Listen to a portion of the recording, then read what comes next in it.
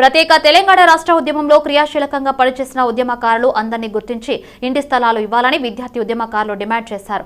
Osmania university arts కళాశాలలోని seminar హాల్లో ఉద్యమ నాయకుడు బద్రి ఆధ్వర్యంలో ఉద్యమకారుల సమావేశం నిర్వహించారు. 2009 నుంచి 2014 వరకు క్రియాశీలకంగా పనిచేసిన ప్రతి ఉద్యమకారుడిని ప్రభుత్వం గుర్తించాల్సిన అవసరం ఉందని అభిప్రాయపడ్డారు విద్యార్థి ఉద్యమకారులు.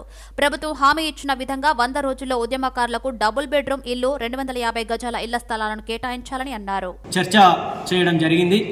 ఇందులో అనేక మంది విద్యార్థి ఉద్యమకారులు పాల్గొని వాళ్ళ యొక్క అభిప్రాయాలను వెలుబుచ్చడం జరిగింది.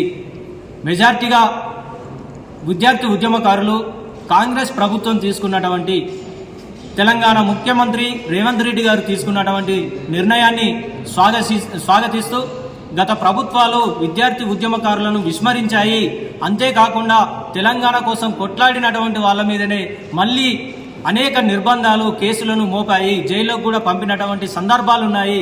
ఉద్యమకారులను గుర్తించకపోగా అనేక రకాలుగా వేధించారు, అవమానించారు అని చెప్పేసి అభిప్రాయపడుతూ రేవంత్ రెడ్డి గారు తీసుకున్నటువంటి నిర్ణయాన్ని స్వాగతిస్తూ విద్యార్థి ఉద్యమకారులకు 250 గజాల ఇంటి స్థలాన్ని ఇవ్వడాన్ని అందరూ కూడా స్వాగతించి దాంతోపాటు మరికొన్ని ప్రతిపాదనలు కూడా పెట్టడం జరిగింది. దయచేసి ముఖ్యమంత్రి రేవంత్ రెడ్డి గారు వీటిని కూడా పరిగణలోకి తీసుకోవాలని చెప్పేసి ఇక్కడికి వచ్చినటువంటి కాంగ్రెస్ ప్రతినిధులకు కూడా వాళ్ళ వేదనను వినిపించడం జరిగింది.